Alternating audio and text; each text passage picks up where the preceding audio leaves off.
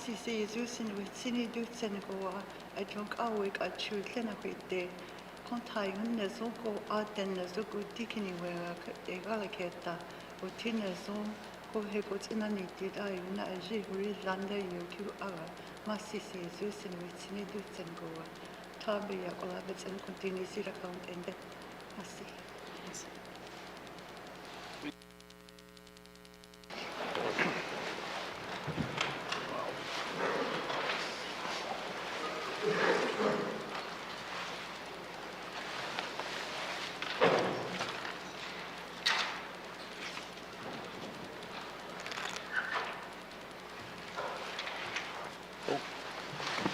Back up here. I was looking at that one here.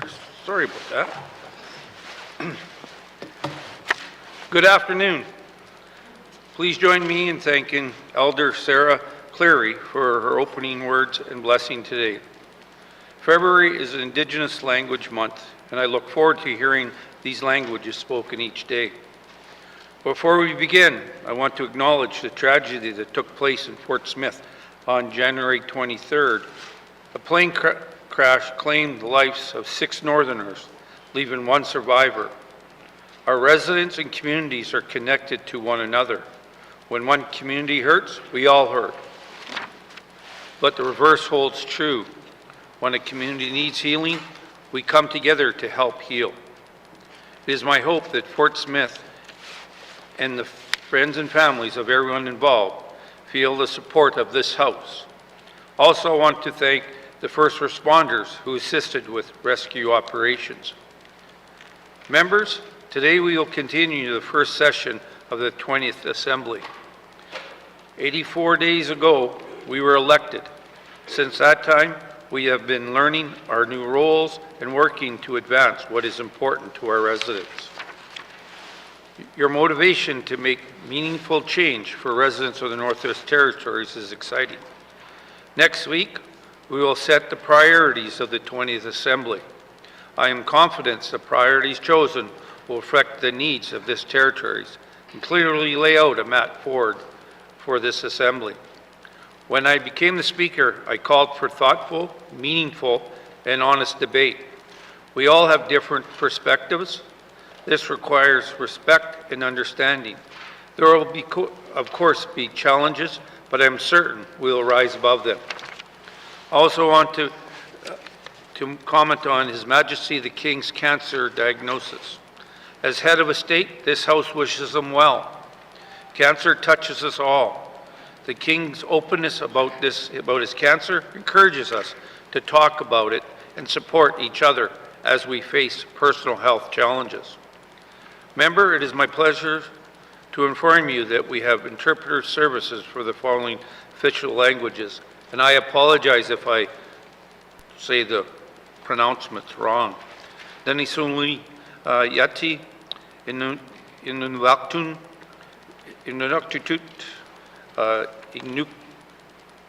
oh, here I go again.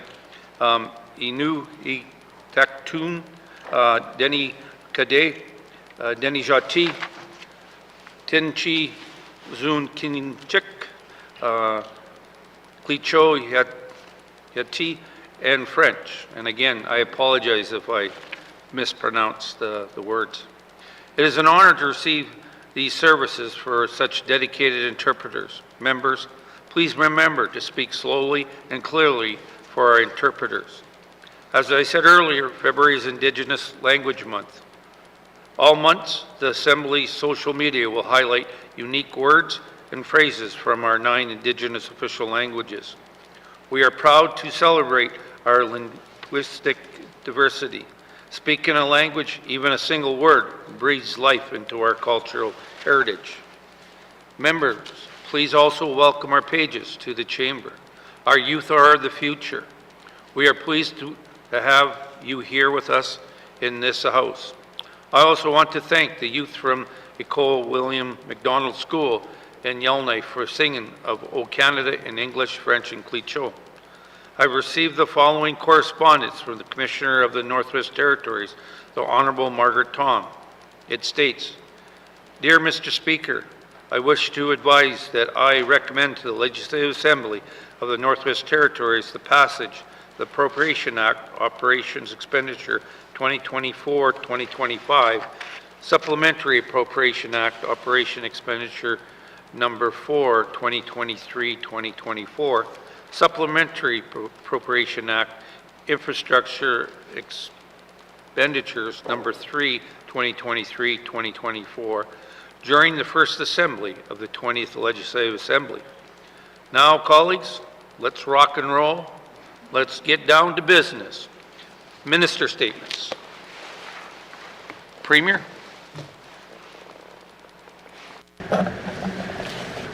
Mr. Speaker, I must begin by acknowledging the plane crash that occurred in Fort Smith on January 23rd. I send my deepest condolences to the families and friends who have been impacted by this tragedy, and to the entire community of Fort Smith. I visited Fort Smith shortly after the accident, and it was clear that the people we lost were loved deeply and will be sorely missed. I hope the families are able to find some comfort in the outpouring of community support that I witnessed. Mr. Speaker, I must commend and thank all of the first responders involved in the efforts that day, as well as those who assisted them. The community leaders that I met with spoke very highly of their actions and wanted to ensure that their efforts are recognized. The impact of this accident has been felt across the territory, with N.W.T residents coming together, grieving alongside one another, and supporting each other through the loss. In the Northwest Territories, we are all connected, and it is this connection, this strong sense of community and togetherness that defines us. It is our greatest strength. Mr. Speaker, as a candidate for Premier, when I first presented my vision for the N.W.T, I asked each member of this House to imagine what our territory could look like in 50 years. I asked members to believe that through hard work, we could build the foundation for a united, resilient, and prosperous Northwest Territories. A place rooted in our collective respect for each other and the land, where our cultures and languages thrive, and our communities and people are sustained by a strong, vibrant economy. I believe that in 50 years we can achieve that, and that our cooperative consensus government system, integrated with Indigenous self-governments, will be unique in the world and a model for reconciliation. Today, as we gather for the first session of the 20th Legislative Assembly, this vision is at the forefront of my mind. Since the beginning of this young government, we have emphasized that partnerships we form must extend beyond the walls of this House.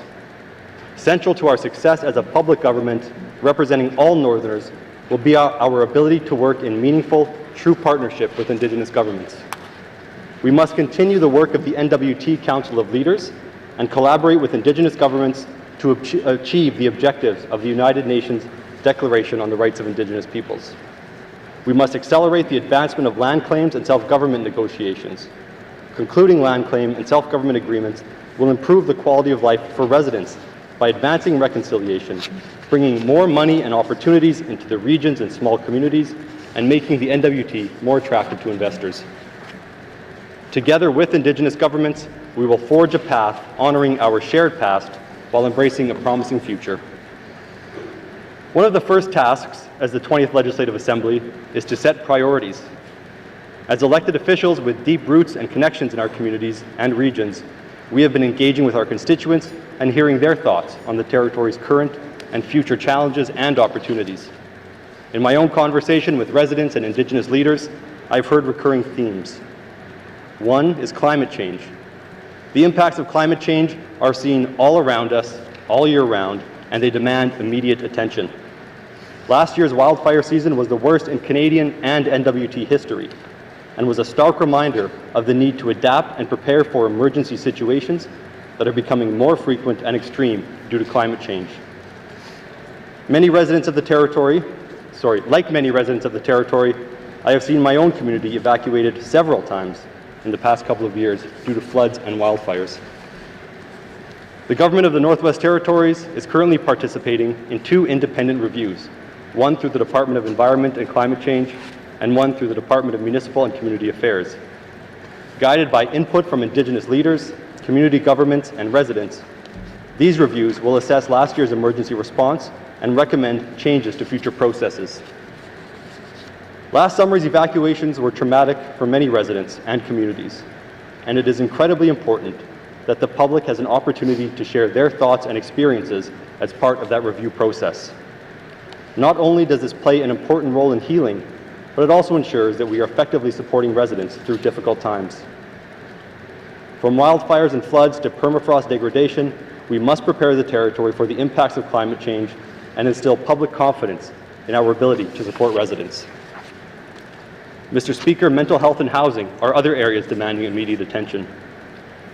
From shortages in affordable housing to gaps in mental health and addiction support, we need to work closely with Indigenous and community partners to create solutions that lead to real, positive outcomes for residents. To ensure the success of these programs and services, they need to be flexible and easy for residents to access. This accessibility is something we need to apply to the delivery of all programs and services across the GNWT. This government needs to closely examine how we deliver programs and services to our residents. We need to create a person-centered approach to service delivery that puts ease of access at the center of our program and service design. We want to reach a point where a resident can walk into their local government office and learn about the various supports available across several departments and get access to them from one place at one time. Improving our programs and services also entails a rigorous evaluation of their effectiveness, ensuring our efforts deliver tangible results. The government of the Northwest Territories faces a critical juncture. Despite increased spending on programs and services, many of the outcomes we strive for remain elusive. It is imperative that we carefully examine the services we deliver and ensure that we are focusing on areas where we can truly make a difference. Our approach must pivot towards ensuring that every dollar spent translates into meaningful improvements in the daily lives of our residents. This strategic reallocation is about maximizing impact where it matters most. Mr. Speaker, there's no question we have many needs in the N.W.T, and the government of the Northwest Territories cannot address them alone. Luckily, Mr. Speaker, we are not alone. The GNWT is only one of the governments in the Northwest Territories. I have spoken to many Indigenous leaders, and I know that across the territory there is a strong desire for the GNWT to work in partnership with Indigenous governments to address issues facing our territory. We are stronger together, and by working collaboratively and approaching the federal government with a united front, we will make a greater impact on the lives of our residents than if we each go it alone. However, we cannot rely on the Government of Canada to continue to increase our funding or borrowing limits. We are responsible for ensuring that our financial situation is sustainable. In addition to ensuring that we are focusing our limited resources to have maximum impact, we must place a strong focus on economic development. Part of this focus involves addressing the significant infrastructure gap between our territory and the rest of Canada. By investing in vital infrastructure, we not only enhance our economic potential, but also improve the quality of life for our residents. This includes developing transportation networks, energy systems, and digital infrastructure to ensure our communities are connected and competitive. Bridging this gap is essential to address our current economic needs and to lay the groundwork for future growth and sustainability. As we advance, we aim to create a robust economy that stands on its own, reducing dependency and strengthening our position in the national landscape. In January, I attended AME Roundup, a mineral resource industry conference in Vancouver, accompanied by the Honourable Caitlin Cleveland, Minister of Industry, Tourism and Investment, the Honourable Carolyn Wozniak, Deputy Premier and Minister of Finance and Infrastructure, the Honourable Jay MacDonald, Minister of Environment and Climate Change, and a member of the Legislative Assembly, Mr. Danny McNeely. We met with Indigenous leaders, industry leaders, and elected officials and staff from federal, provincial, and territorial governments to discuss the territory's extraordinary wealth of mineral resources and how investment and partnership in the N.W.T's non-renewable resource sector will result in benefits for residents, communities, Indigenous governments, investors, industry, and Canada. With a century-long history of mining in the N.W.T, we have assumed a leading role in sustainable and responsible mining development. Discussions at events like AME Roundup are pivotal to maintaining this position. Developing the N.W.T's mineral resource sector is deeply intertwined with partnership and collaboration with Indigenous communities. Recognizing this, the government of the Northwest Territories is committed to actively supporting and engaging with Indigenous governments and Indigenous organizations.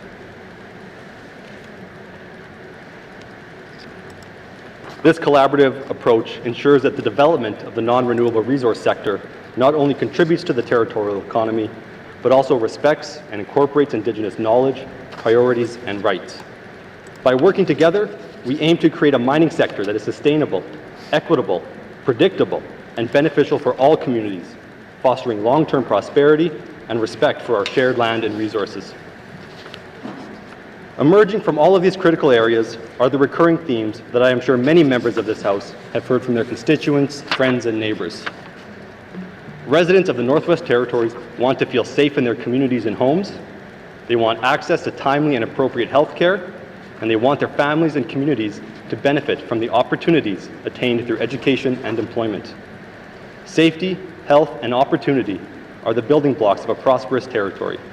And I expect that as we come together to set our priorities, these themes will again emerge as areas of focus. I believe that our path is clear. It is one of sensible, practical, and achievable solutions, and a steadfast commitment to the people and communities of the Northwest Territories. I look forward to working closely with all members of the Legislative Assembly, Indigenous governments, and all levels of government as we move forward to define and implement the priorities of the 20th Legislative Assembly and lead the Territory towards a prosperous future. Thank you, Mr. Speaker.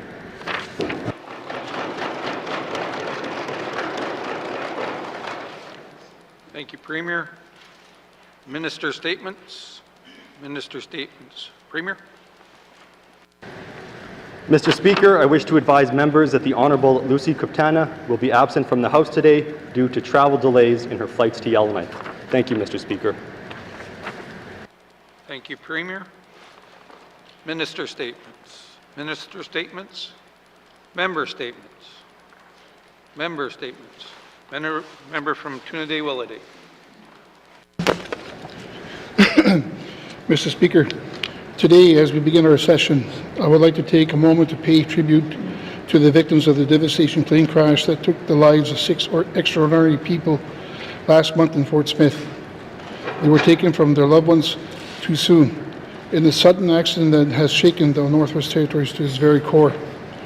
That flight to Divik was carrying some of the North's best and brightest. Many on board had their whole lives ahead of them. They were all had so much to love to give, and they were not ready to say goodbye. Their passing impacts everyone across the North in many different ways. Words alone cannot express how shaken I was when I heard the news. I know when we all first heard, we were praying for a different outcome. Sadly, the worst turned out to be true. So many across the North travel safely every day from community to community, from home to work and back again, never expecting something so tragic to happen. Mr. Speaker, my thoughts and prayers are especially with the families of the victims and the survivors of this disaster. I hope that the families and loved ones of the deceased find all the comfort and healing they need during this very difficult time. I know that their communities are pulling together to offer love and support, and it moves me very deeply in addition to the work of the communities. Both private and public resources have been made available to support those who are suffering in the aftermath of the crash. I want to say a must-see to all the first responders involved who worked tirelessly to save as many lives as they could, and I'm sure they are haunted by the scene they came across that day. I also want to extend my thoughts to the colleagues of the deceased and all the mine workers across the N.W.T. who are shocked by this accident. To those continuing to travel and to work from work, their best efforts are always in place to ensure your safety. This investigation will produce a vital insight into how we can improve air transportation in the North. I thank all those who are helping others to grieve and heal. These dark times are bringing out the best in all of us, as show how strong and resilient our communities truly are. Before I conclude, Mr. Speaker, I've been very moved by my constituents' tributes to the late Diane Bosley and her family from Fort Resolution. So much love for her and has poured in since the accident. She was flying out that day to work as a longtime employee. Member from Trinidad, Holiday, your time is up. Conclude my member statement. Thank you, member. The member has asked for unanimous consent to conclude his statement.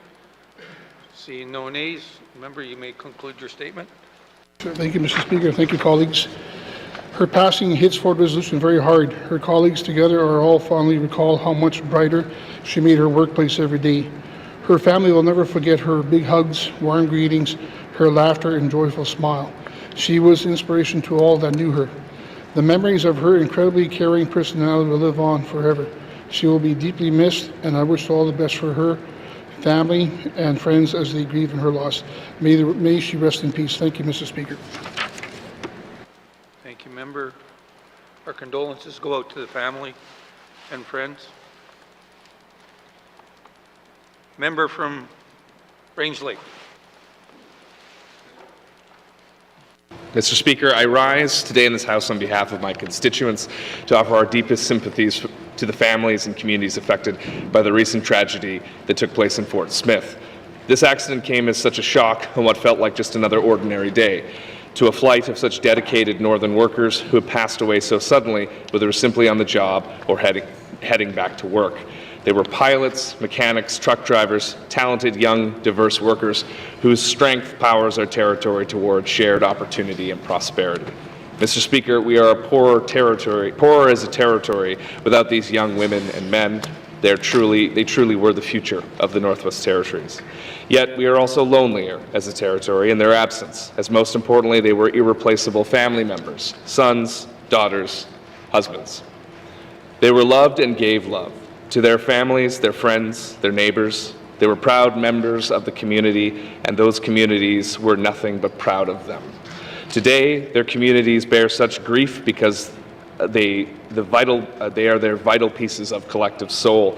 But in their passing, they also leave behind incredible memories and knowledge that will surely be passed on over future generations and bring great comfort to those who knew them. Their memories will surely be a blessing. Mr. Speaker, we don't know what caused this accident, though we will find out. But we do know that to live and work in our rugged, vast territory, we are still working on the frontier. There are real dangers, and sometimes they can bring us closer to the edge than we may have expected. It can be unforgivable and unpredictable that so many of us can brave the unknown and head out into this vast land to live and work as an integral part of our character as Northerners. And as Northerners, when we lose loved ones, we wrap our communities around each other to grieve and heal together. Since this accident, we've seen such a tremendous outpouring of love and support, and it should not come as a surprise. As Northerners, we practice our traditions of compassion and solidarity. Mr. Speaker, I want to express that compassion and solidarity from my constituents. I want to show my optimism that this investigation comes with to a thorough conclusion that could possibly lead to changes that save lives in the future. In closing, I want to show my utmost respect for the first responders who jumped right in and tried to save as many lives as possible. But most of all, I wish that those 6 who passed away may rest in peace. Thank you, Mr. Speaker. Thank you. Member statements. Member from the Sawtooth. Thank you, Mr. Speaker. Welcome, 20th Assembly Government Northwest Territories Legislature. This term, Challenges, Part 1. Mr. Speaker, the Northwest Territories is a small portion by comparison to the global community, but impacted equally. We are in precarious times. This 20th Assembly is faced with many challenges, including our physical position. However, Mr. Speaker, through collaboration, we can share in the workload. If the plan doesn't work, change the plan, but never the goals. Mr. Speaker, an austerity with a 20th Assembly resiliency approach during the term of this government is my efforts and pathway. High on the list of created barriers, Mr. Speaker, is climate change. The natural disasters of the last 2 years will never be forgotten. However, this recognition will enhance our response and adaptation plans.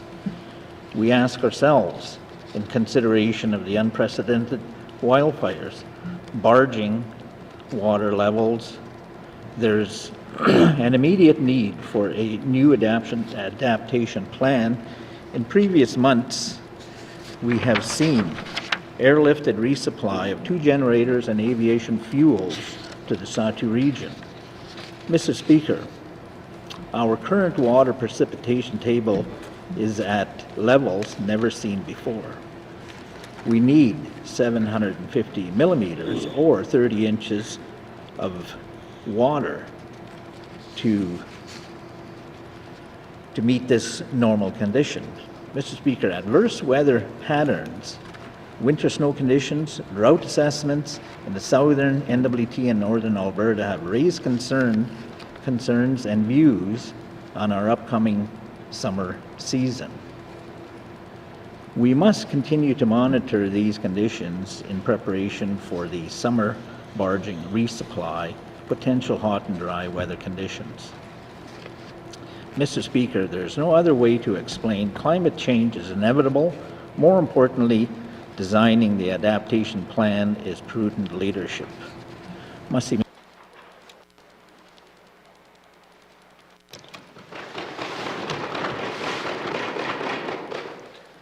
Thank you. Member statements. Member from the Mackenzie Delta. Thank you, Mr. Speaker. Today I would like to address the concern that plagues each of our communities in the Northwest Territories. That concern is alcohol and drug abuse. When someone is addicted to alcohol and or drugs, it does not only affect the individual, but it also has a negative impact on the family and the whole community. At the present time, we as government are sending our own people to southern treatment centers where they do not know anyone, where the culture is totally different, and where they feel lost. Upon returning home, there is no aftercare for these individuals. And within a month, these individuals are back using alcohol and drugs again. Mr. Speaker, we must look at taking a different approach to healing our communities, our families, and our people. We need to provide a healing process where the whole family is involved in healing themselves. There are programs in other jurisdictions where they provide counseling services for the whole family for an extended period and not just the addict. Most notably, there's a center in Whitehorse that provides this service for the whole family to benefit. Mr. Speaker, as a government, we do not have to try and develop new innovative programs for our people. It is right there. We just need to implement the program for our people and their families and their communities. When we have an individual who is addicted to these substances, it affects multiple departments within the government. It stresses our resource people within our communities. These resource people have families, and spending time with their families is essential to their mental health. If we target these individuals and his or her families, we will have a healthy community. Having a healthy community ensures the safety of all the residents of our communities. Thank you, Mr. Speaker. I will have questions for the appropriate minister at a later time. Thank you. Thank you. Member statements. Member for Great Slave. Thank you, Mr. Speaker. Mr. Speaker, I want to offer my condolences to the tight-knit community of Fort Smith alongside my fellow members of the House. When tragedy hits us in the N.W.T, I'm always heartened by the overwhelming outpouring of love and support for those who are hurting. It has been said countless times over the years, but it bears repeating. The N.W.T is a small town spread out over a large area. We almost always know someone who is affected by a deeply felt loss, and we will always stand shoulder to shoulder to support them in their grief. I know all of us stand here today with the town of Fort Smith. Thank you, Mr. Speaker.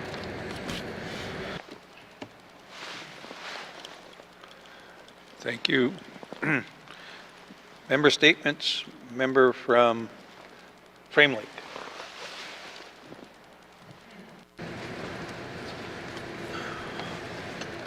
Thank you, Mr. Speaker. Mr. Speaker, the nonprofit and charitable sector play a critical role in essential service delivery in the Northwest Territories. They fill numerous gaps in government service, which would be much more expensive to fill if the N.W.T tried to deliver these services alone. Our network of NGOs is essential to ensuring people aren't falling through the cracks. For many years, NGOs have been saying to government that they are overburdened with administration of numerous funding agreements, feel undervalued and disrespected, and struggle to keep the lights on year to year, despite the Territory's reliance on them for service delivery.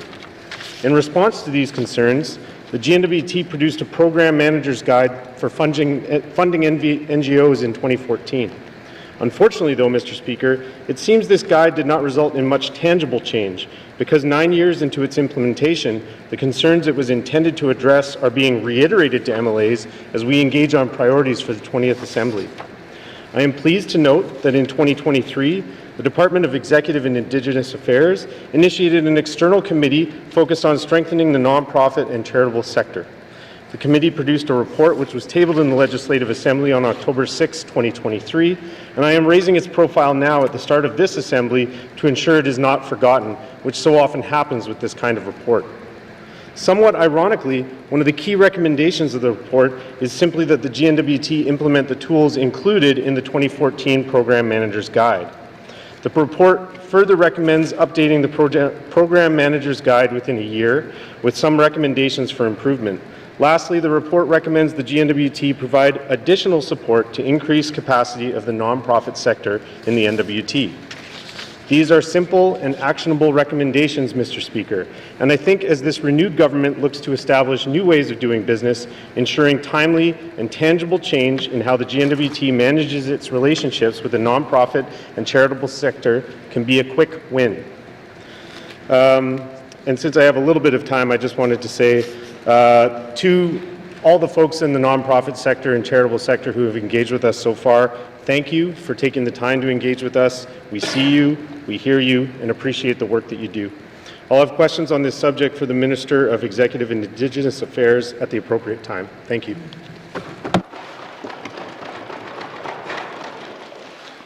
Thank you. Member statements. Member statements. Nunavut Lake. Thank you, Mr. Speaker. Mr. Speaker, this government can only be successful when elected politicians are available to the people we serve. This means we must be present in the community. It means we must listen to the concerns that our communities raise. This means we must act at all times with the best interest of our communities in mind.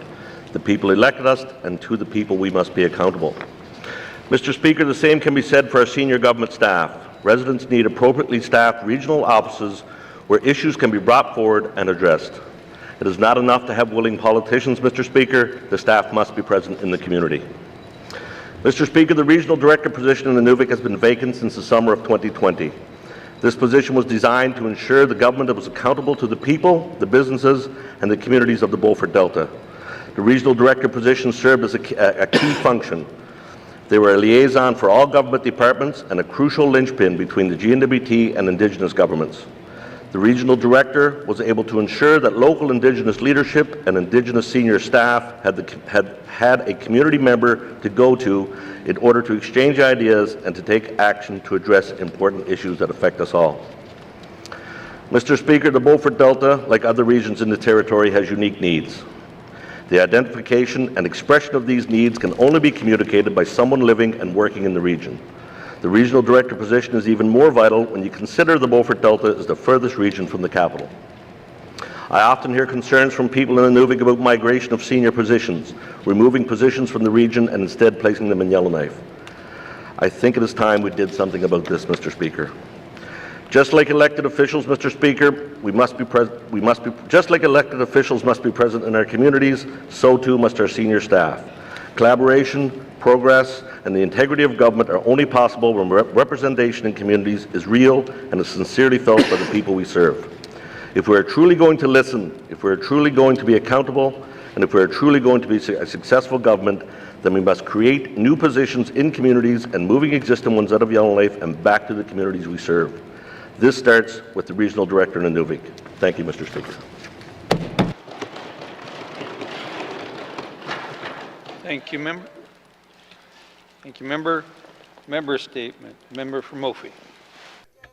Mr. Speaker, on March 8, 2023, this House passed a motion calling on the government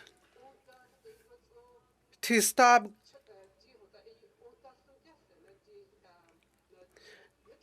garnishing elders and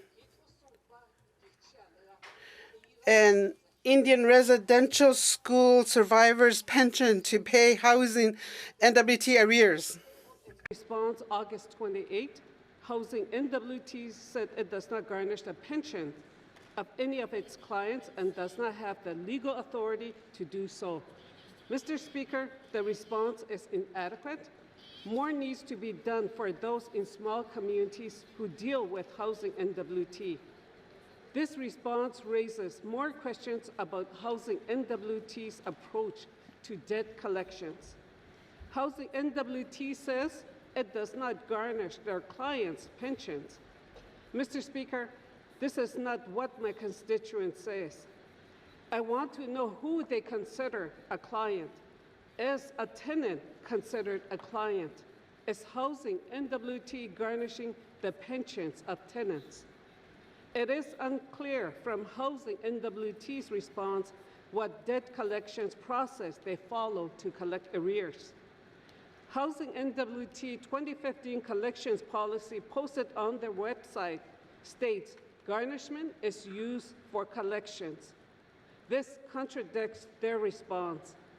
If Housing N.W.T believes garnishment is outside their legislative authority, why is it included in their policy? Is this instead in reference specifically to garnishing pensions? What exactly is Housing N.W.T garnishing for retired elders with arrears? The government ends their response with Housing N.W.T will continue to regularly review all arrears accounts and make every effort to assist our mortgage clients and tenants in addressing their arrears, including the possible introduction of new program early in the new assembly that will help to expedite the repayment of the remaining debts or pursue forgiveness. Mr. Speaker, let's seize the opportunity. The Housing Ministry needs to consider new policy. Now is the time to conduct a full review of Housing N.W.T debt collection practice. We must avoid unnecessary and unjust burden on our people. Thank you. Member statements. Member statements. Member from Yellowknife North.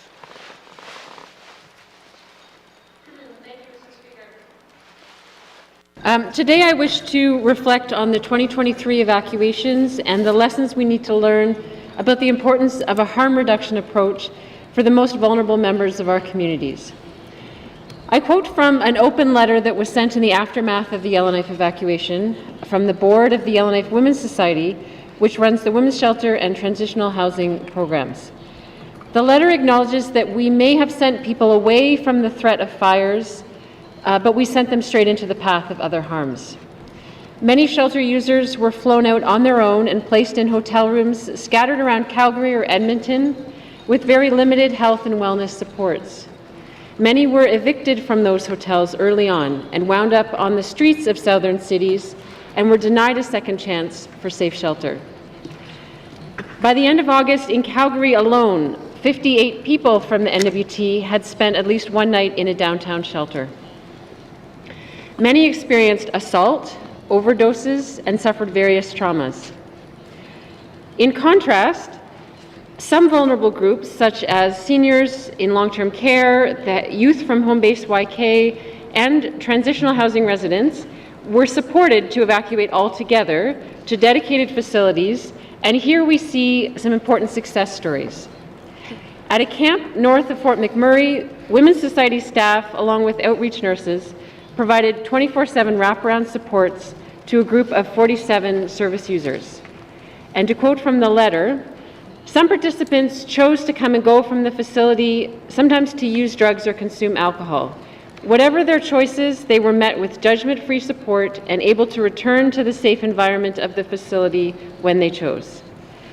This is the kind of approach, Mr. Speaker, that we need to take to address the ongoing emergency that is homelessness in the North, which has gotten significantly worse since last year's displacements. We need to provide supportive living facilities that meet people wherever they're at and help stabilize their lives amidst addictions or other challenges that they're facing. The Women's Society Board of Directors expressed to its participants and staff its, and I quote, its deep and profound sorrow and regret for not being more prepared to weather this storm with you. We believe in accountability for our own actions. We take these organizational failures seriously and vow to do better. We make this apology in the hope that other community leaders will also humbly identify where they have fallen short so that we can all learn and improve from one another. Thank you, Mr. Speaker. Thank you, Member. Member statements. Member from Yellowknife Centre. Thank you, Mr. Speaker. The North is a wonderful place, and despite our struggles, it's a wonderful place we all call home. Now, the N.W.T isn't a wealthy territory in comparison to places like Ontario or even Alberta, but we are wealthy in hearts and opportunities and resources and people, just poor in cash. Now, things change over time, and sometimes we identify that as wisdom. So when you're young, you're adventurous at heart and wanting to live in the fast lane. But as you get a little bit older, like people in this room, your priorities of riches change, such as family and health. That said, now that brings me to the issue of why I want to focus in today is on health. Mr. Speaker, it should come to no surprise, but rather more of an embarrassment, that in Canada, it's so hard to believe that 1 in 5 people do not have a family doctor. So, Mr. Speaker, if you're planning a family, you're having health challenges, you're aging, you really need that very critical and important relationship with a family doctor, because having a doctor matters. So let's put a territorial lens on this, if I may. Mr. Speaker, the Bureau of Stats recently published that there were 44,760 people in the Northwest Territories as of October 1. Now, that's all post-fire evacuation, so things may have changed, but we're going to use that number for now. The Bureau estimates that over that period of time now, things may have changed, but we're going to work with what we've got.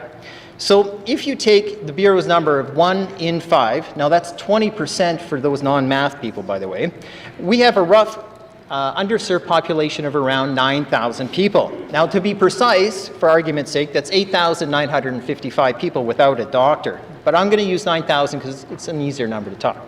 So putting it into perspective, 9,000 people of our combined population do not have a family doctor. That's equal to the combined regions of the Decho, the Satu, and even the Talicho. Could you imagine what type of scenario that is? All of those people combined. I'm talking about a number of people without a family doctor. Mr. Speaker, I hope this is sinking in about how many people don't have a family doctor. This truly is a serious problem that needs a serious commitment that should be repaired. Because primary health, if neglected, can delay diagnosis in a very complex system. Mr. Speaker, the everyday family can only solve their problems on WebMD on their own for so long. I'm doing a call for action, and we can and need to do better. Thank you, Mr. Speaker. Thank you, Member. Member statements. Member from Tabacha. Thank you, Mr. Speaker. I rise today with a heavy heart as I acknowledge the recent catastrophic plane crash that occurred January 23rd in Fort Smith, which claimed the lives of 6 people. The tragic event has deeply impacted my community and the entire Northwest Territories. I am indebted to all the first responders and frontline staff who tirelessly assisted in the search and rescue operations, ultimately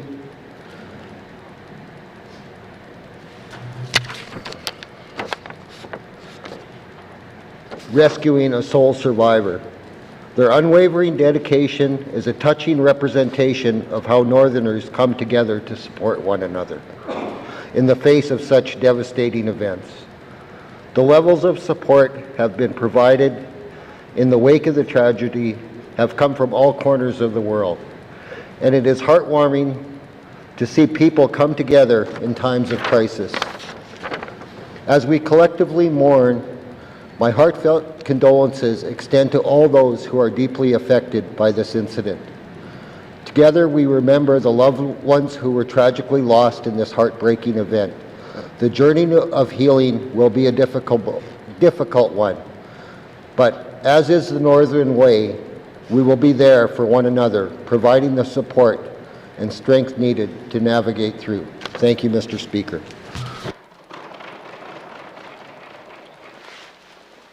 Thank you, Member. Again, our condolences go out to the family and friends in Fort Smith and the surrounding area. Member statements. Member from Hay River South. Thank you, Mr. Speaker. This past Saturday, myself and MLA for Hay River North had the opportunity to attend the first annual Hay River Community Spirit Gala. It was a great opportunity to celebrate individuals and organizations who contributed to a healthy community through volunteering and working on making Hay River a better place to live. The winners were as follow. Youth Volunteer was Samara Wilson. Senior Volunteer Award, Linda Dufort. Community Beautification Award, the Hay River Métis Council. Arts and Culture Award, Aaron Tambour. Community Spirit Award was Hay River Legion. Good Neighbor Award, Steve Anderson. Good Business Award and Diversity Award to the Soaring Eagle Friendship Center. Community Safety Award, the Hay River Fire Department. Trailblazer Award, Chuck Lorette.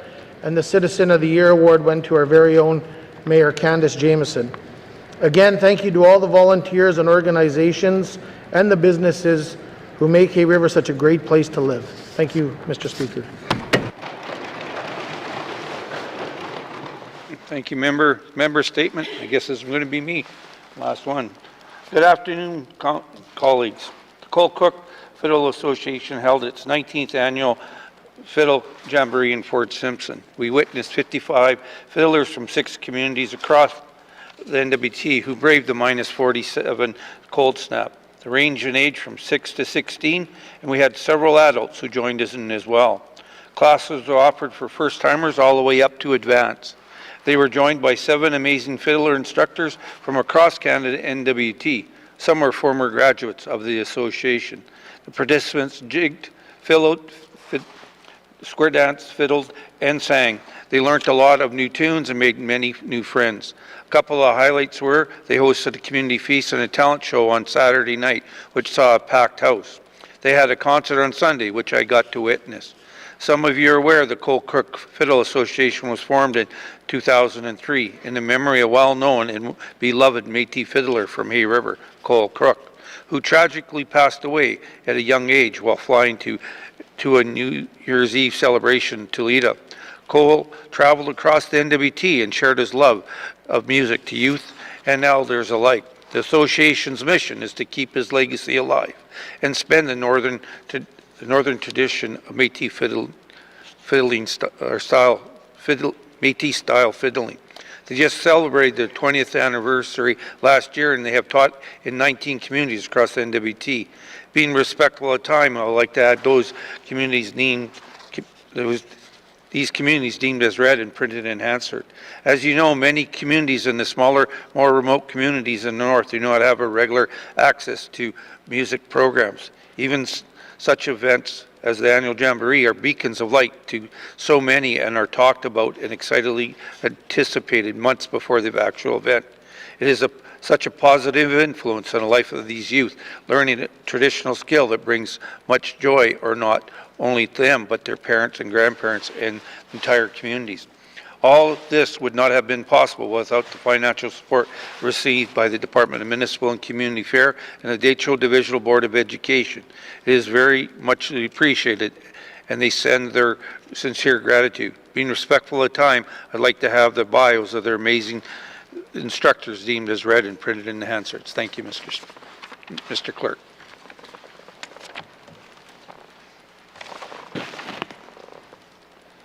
Member statements. Member statements. Recognitions of visitors in the gallery. Members, it's my honor to welcome Mr. Anthony W.J. Whitford to this chamber today. As many of you know, Mr. Whitford is a former commissioner, speaker, minister, member, sergeant-at-arms, and also honorable clerk at the table. Please join me in welcoming Mr. Whitford to the House this wonderful afternoon. It's wonderful to have you with us here today.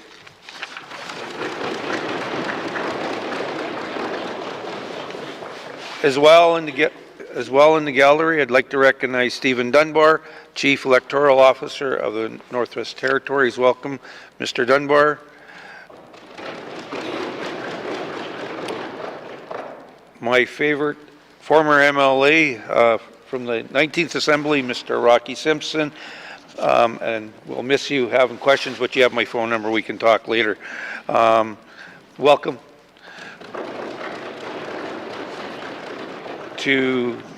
As well, I'd like to recognize Clarence Wood, the Mayor of Inuvik. I greatly appreciate you being here, and welcome to here.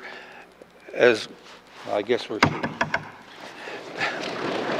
And finally, I would like to recognize a former mentor of mine, Jackson Lafter, member of the 15th to the 19th Assembly, a former minister, speaker, and now Grand Chief of the Clecho. Welcome, Mr. Jackson. Recognition of visitors in the gallery. Bootlegs. Thank you, Mr. Speaker. Mr. Speaker, I'd like to recognize His Worship Mayor Clarence Wood. I believe Mr. Wood is in his 26th year serving in the municipality of Inuvik, which makes him, I think, the longest serving municipal leader in the territory. I had the pleasure of serving with Mr. Wood, and I'd like to recognize him and thank him here today. Thank you.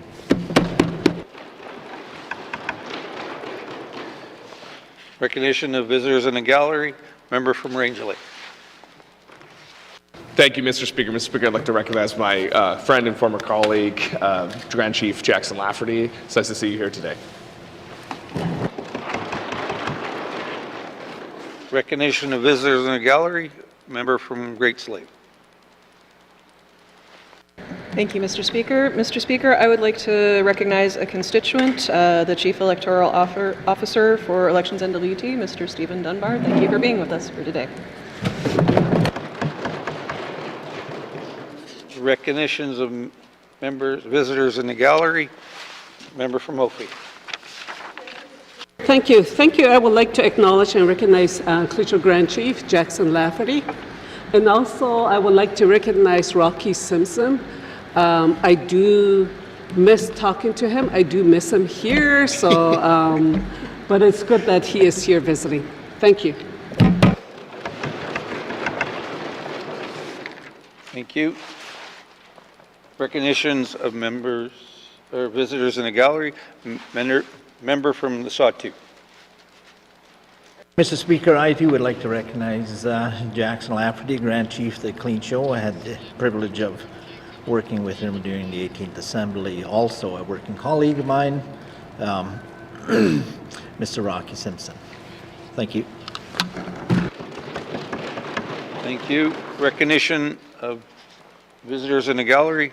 Member from Tuna-Day, Willaday. Thank you, Mr. Speaker. Mr. Speaker, I'd like to recognize the Grand Chief from the Clecho region, Mr. Jackson Lafferty. I'll see you and welcome. And an old friend of mine, Tony Whitford. See him at Tim Hortons and Coffee Shop. Well, it's good to see you. And former colleague as well, Rocky Simpson Sr. I believe his wife Betty's here. Must see. And the mayor from Inuvik as well. Thank you. Thank you, member. Visitors, recognizing visitors gallery. Member from YK Center. Thank you, Mr. Speaker. I too wish to lend my voice to recognize the gentleman who is so well known to us, Mr. Anthony W.J. Whitford. He's many things to many of us, but very importantly to me, he's been a friend for a very, very long time. At the same time, I too wish to recognize Mr. Lafferty, or the Grand Chief for the Clecho region. We go back to when we were kids, and he's a wonderful gentleman, and I'm glad to see him in the leadership role in the Clecho communities. Thank you, Mr. Speaker. Thank you, member. Recognition of visitors in the gallery. Member from Hay River North. Thank you, Mr. Speaker. I want to recognize a few members of the team that we've recently brought on. Our new Principal Secretary, Dr. Joe Dragon, the Deputy Secretary, Kyla Kakwe-Scott, and Frederic Bergeron, the Executive Administrative Coordinator in the Principal Secretary's Office. I also want to recognize Mr. Tony Whitford, former member, former minister, former speaker, commissioner, sergeant-at-arms. We're always happy to see him in the gallery.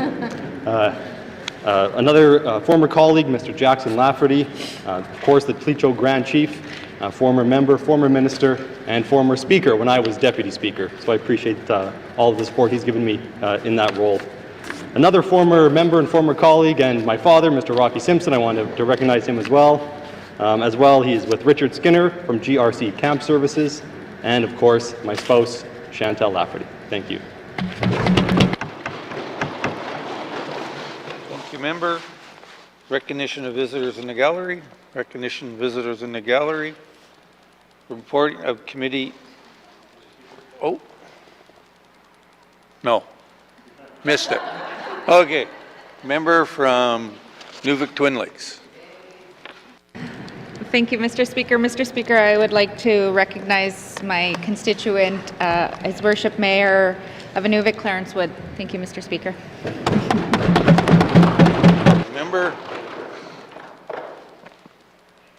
Member, a recognition of visitors in the gallery. Member from Hay River South. Thank you, Mr. Speaker. I too would like to recognize Mr. Rocky Simpson, constituent of mine, and Chantal Lafferty, resident of Hay River.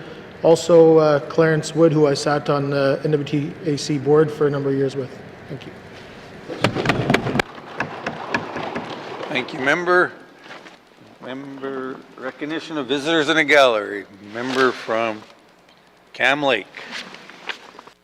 Thank you very much, Mr. Speaker. Mr. Speaker, I'd like to recognize not a member of Cam Lake, but somebody who helps me take care of Cam Lake, and that's Leslie Straker, who is my constituency assistant. Thank you, Mr. Speaker. Thank you, member. Recognition of visitors in the gallery. Recognition of visitors in the gallery. Reports of Committee on Review of Bills. Reports on Committee on Review of Bills. Reports on standing committee or standing and special committees. Reports on standing and special committees. Returns to oral questions. Return to oral questions. Acknowledgement. Acknowledgement. Oral questions. Member from YK Center. Thank you, Mr. Speaker. Mr. Speaker, my first question today will be focused to the Premier. It's been approximately 3 months and 20 days, or in other words, the way of looking at it, it's been about 113 days since the election was called. And the reason I define it that way is the public service hasn't had a direction from its leadership, its mandates that I'm aware of. Now that said, one of the issues that the Premier does in their role is issue mandate statements. I'd like to ask the Premier, has he issued ministerial mandate letters to the departments? Thank you. Thank you.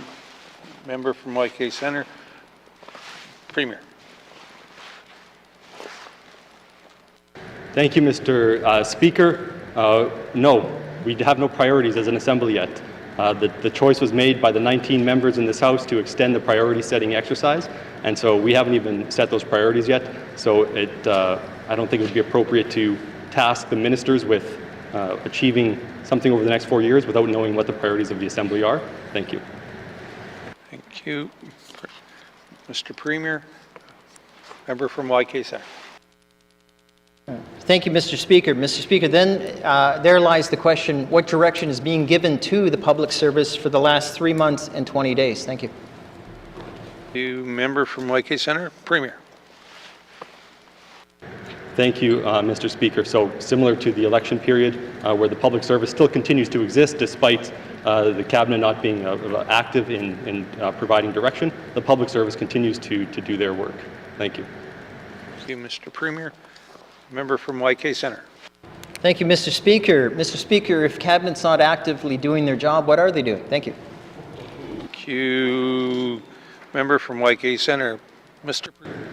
Thank you, Mr. Speaker. I can tell you that when you're a Cabinet Minister, it's a 4-year work week. So we're busy. Thank you. Member for YK Center. Last and some. Thank you, Mr. Speaker. Mr. Speaker, I'm going to ask the Premier when he finishes drafting the letters, will he share them with members and will he table them before the House? Thank you. Thank you, member from YK Center. Premier? Of course. Thank you. Mr. Premier. Or questions, Range Lake. Member from Range Lake. Thank you, Mr. Speaker. Mr. Speaker, on November 8th of last year, the federal government exempted home heating fuel as part of their carbon pricing regime for 3 years. The N.W.T has not made those changes yet, but has made public statements committing to that. Can the Minister of Finance tell us, will home heating fuel be exempted? Thank you. Thank you. Thank you, member. Minister of Finance. Thank you, Mr. Speaker. Yes, Mr. Speaker, home heating fuel will also be exempt in the Northwest Territories as it is now being allowed by the federal government for us to do so. Thank you. Thank you, member. Member from Range Lake. Thank you. Thank you to the Minister. I'm just wondering why it's taken so long to get to this point after the decision was made by the federal government. Can the Minister clarify what has taken us to this time? Thanks. Thank you, member from Range Lake. Minister of Finance. Thank you, Mr. Speaker. Mr. Speaker, I'm certainly live, as is everyone else in this territory, about the high costs associated with being in the north, high costs of fuel. But specific to the carbon tax, we are exempting the heating oil cost of carbon tax. It's taken this long for a couple of reasons, Mr. Speaker. First of all, people who are using propane or who are using LNG, other forms of fuel, they are not seeking any other kind of exemption to the carbon tax. So we wanted to make sure that we took that into consideration, and then we took into consideration the impacts on revenues before seeing how this whole thing might roll out. We want to maintain as much fairness and equity in the system for residents in the Northwest Territories. Thank you. Mr. Premier. Member from Range Lake. Thank you, Mr. Speaker. And in the interest of fairness and equity, as this exemption has been enjoyed by Canadians outside of the Northwest Territories since November of last year, will the Minister backdate the exemption to November of last year and pass those savings along to our constituents who are paying a lot during the coldest months of the year? Thank you, Mr. Speaker. Minister of Finance. Thank you, Mr. Speaker. Mr. Speaker, I can't change the cost of fuel. I can only impact on the costs of the tax and rebates for the tax. And to that extent, our rebate system was taking into account the higher costs of the tax. So the rebate system we designed, in fact, more than paid for the average cost of impact of carbon tax on average residents in the Northwest Territories. Anyone that paid or filed their taxes saw that rebate in October, saw that rebate again in January, and they will see another rebate coming in April, adjusted with the heating fuel impacts here. So, Mr. Speaker, we aren't backdating because people did receive those rebates. That doesn't change the cost of fuel, but I can't change the cost of fuel. All I can do is adjust based on the carbon tax impacts. And again, as I've said, they have received those higher rebates to account for that higher amount of tax. Thank you. Minister of Finance, member from Range Lake. Final supplementary. Yes, thank you, Mr. Speaker, and thank you to the Minister. So the Premier, the Honourable Premier has made public statements calling for a blanket exemption for the Northwest Territories. Has the Minister or her department started those negotiations with Ottawa to get an exemption for the carbon tax in the Northwest Territories? Thank you, Mr. Speaker. Thank you, member from Range Lake. Minister of Finance. Thank you, Mr. Speaker. Mr. Speaker, I'm conscious that you want us to stick to our time, so I'll try to be brief, but this is a source of some frustration for myself and for the department. Yes, the Department of Finance certainly has engaged with officials from ECCC or Environment and Climate Change Canada. They've made the case, they've pled the case. We were told quite frankly that no, we will not get any extension in the amount of time that we can offer an exemption. No, there will not be any blanket exemptions. No, there will essentially be very little that accounts for the realities of costs of living, costs of heat, and costs of fuel in the Northwest Territories. We need to continue to fit ourselves in. Mr. Speaker, the fact that they've changed these goalposts is exactly why I wanted to hang on to the carbon tax administration here in the Northwest Territories so that we can continue to adapt as we need to, as much as possible, to conform to what the realities are that we see here for residents in the territories. Thank you. Or questions? Member from Frame Lake. Thank you, Mr. Speaker. Mr. Speaker, I earlier spoke to the Strengthening the Nonprofit and Charitable Organization report. My question is for the Minister of EIA. What progress has been made so far, if any, on implementation of the recommendations from the Strengthening the Nonprofit and Charitable Sector report? Thank you. Thank you, Member. Minister of EIA. Thank you, Mr. Speaker. Unfortunately, I don't have that information at my fingertips, but I'll be happy to get back to the member. Thank you. Member from Frame Lake. Thank you, Mr. Speaker. Yeah, that's unfortunate. I had a couple of follow-up questions that I won't be able to go through with, but in particular, we have a number of nonprofit and charitable organizations who have been operating for many years in our territory and are delivering ongoing programs which will be needed for the foreseeable future. What can we do to decrease administrative burden and secure long-term funding for these organizations? Thank you. Member from Frame Lake, Minister of EIA.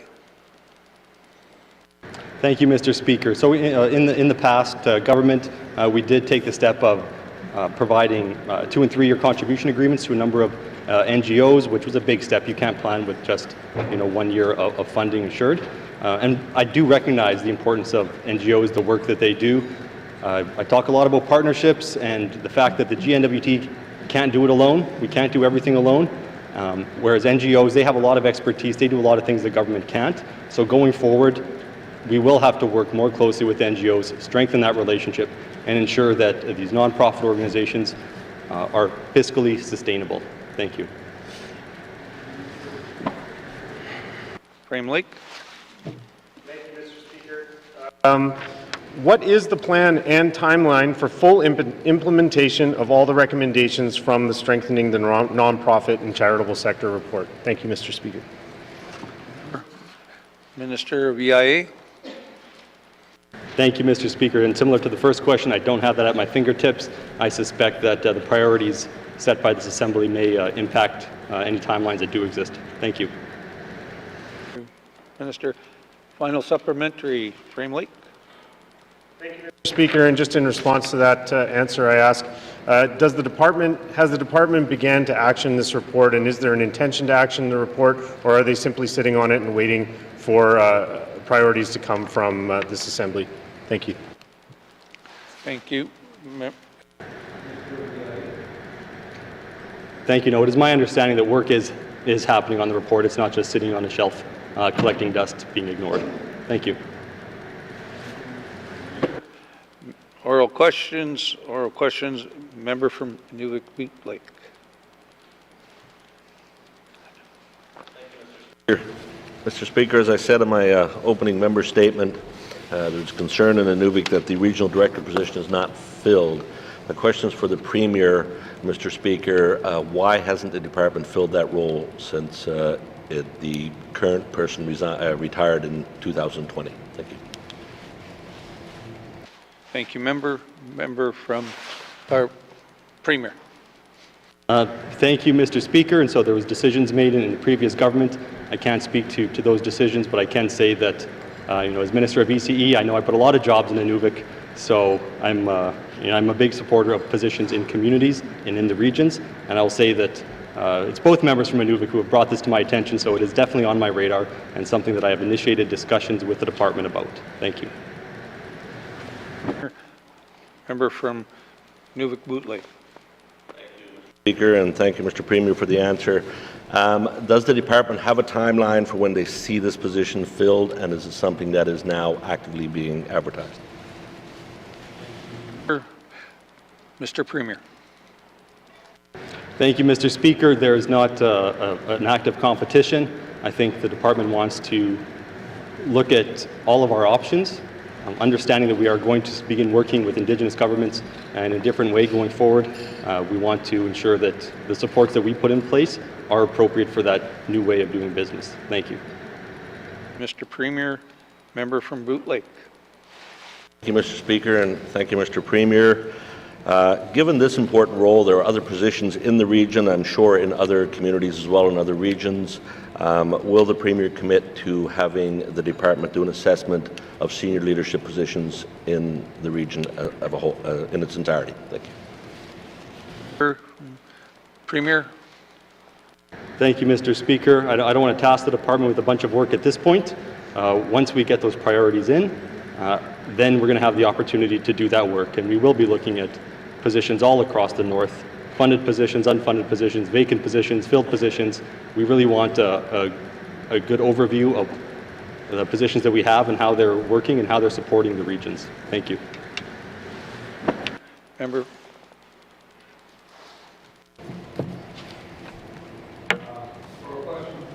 Member from Great Slate.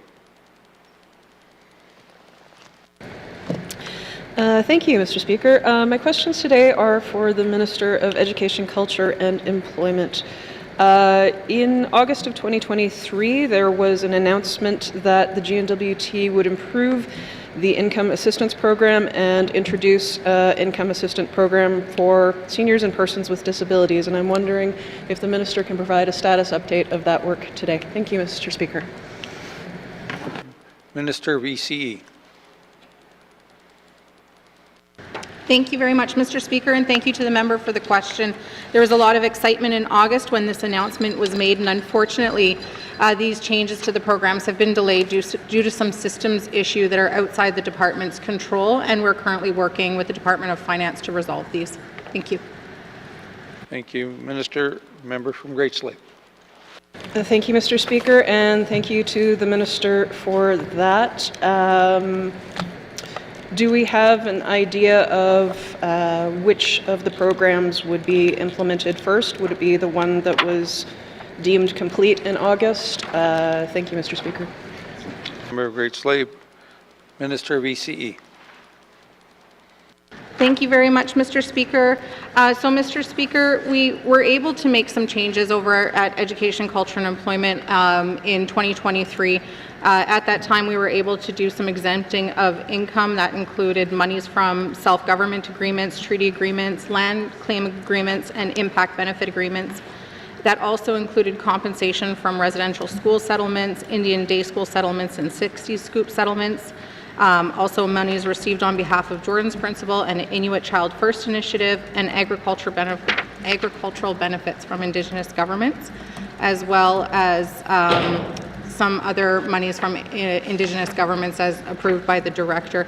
The piece beyond this that is being held up are the changes to all of the systems as far as increases to the financial benefits that are based on the Northern Basket measures, and including removing the productive choices. However, I can say that while the productive choices are still required by income assistance, they are no longer reported monthly.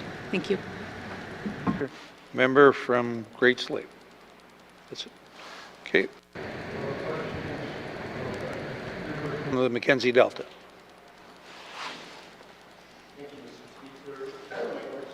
Directed to the Minister responsible for Health and Social Services. Will the Minister direct her staff to look at these existing programs in hopes of implementing them within the Northwest Territories? Thank you. From Mackenzie Delta, Minister of Health and Social Services. Thank you, Mr. Speaker, and thank you to the member for the questions. Based on the past engagement of addiction in the Northwest Territories, residents want options, and so hearing from the member, these are some of the things that we heard during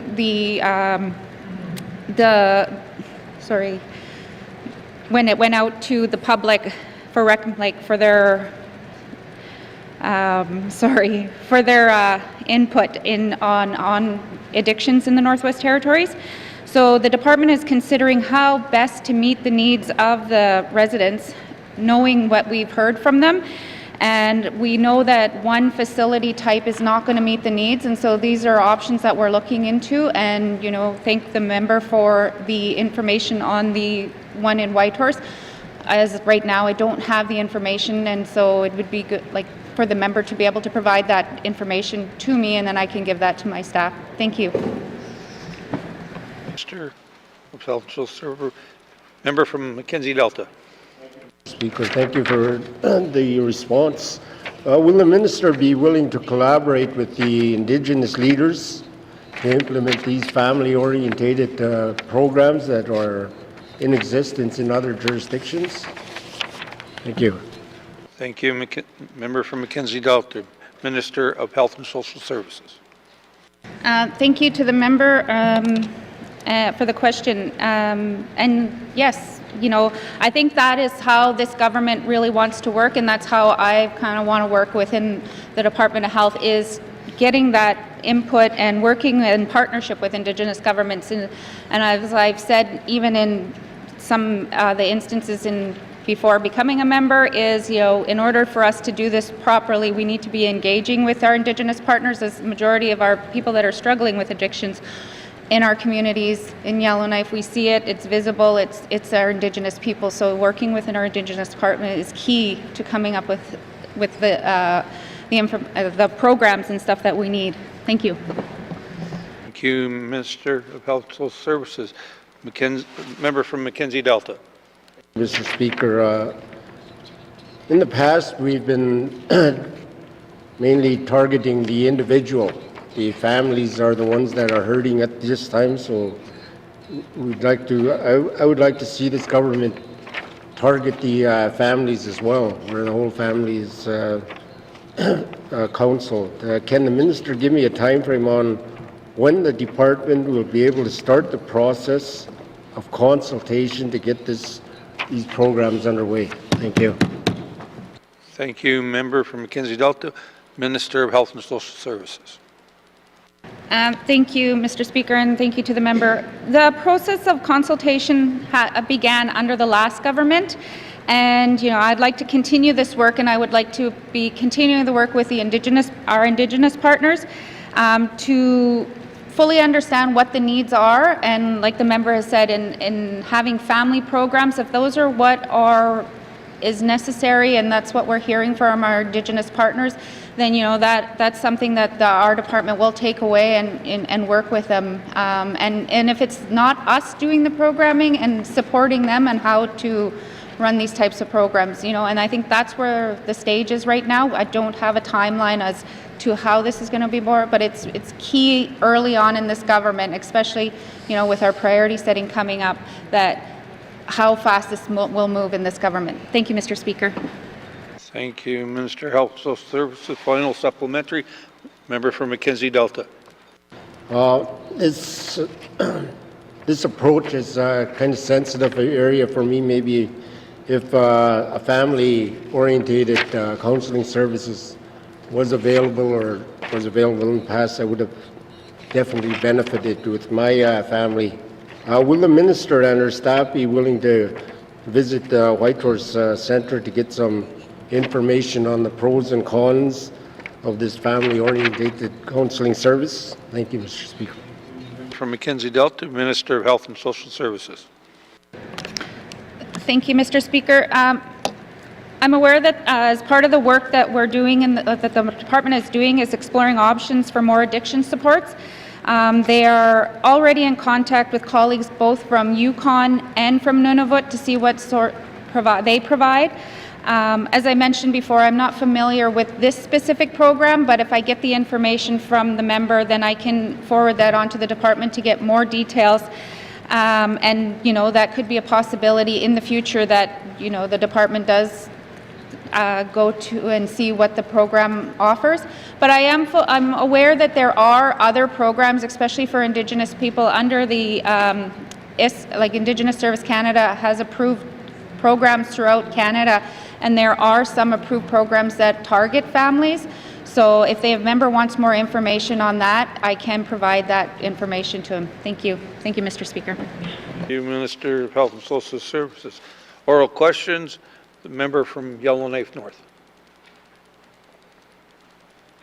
Mr. Speaker, so following up on my member statement earlier, and given that the government has committed to oversee an after-action review into the 2023 wildfire season, and given the blind spots that I drew our attention to in our emergency planning and response so far, so my question is for the Premier. Will this government be examining how the 2023 evacuations may have inadvertently increased risk or vulnerable people's exposure to risk during displacement to southern jurisdictions? and to come up with a plan for how the government and its nonprofit agency partners will identify and mitigate those risks going forward in any future emergency response. Thank you, member from Yellowknife North. One question, please, not two. So if the Premier answers, the one question, then you'll have a supplementary. Mr. Premier. Thank you, Mr. Speaker. And what the member is talking about is exactly what we need to make sure happens. We need to ensure that the things that went wrong, that we didn't prepare for, that we didn't know we needed to prepare for even, during the last number of evacuations are addressed, and we do a better job going forward. The reviews will, maybe I'll just leave it at that and let the member ask her other questions. I don't want to go on too much. Thank you. Member from YK North. Mr. Speaker, I'd like to know, does the Premier believe that the government's own after-action reviews are well equipped to evaluate how well vulnerable populations and frontline organizations were supported during last year's evacuations, or would this be a task better suited to an independent inquiry? Member from Yellowknife North, Premier. Thank you, Mr. Speaker. And as I said, this is work we need to do. So they are, I think they're well suited. I think they're designed to get that information.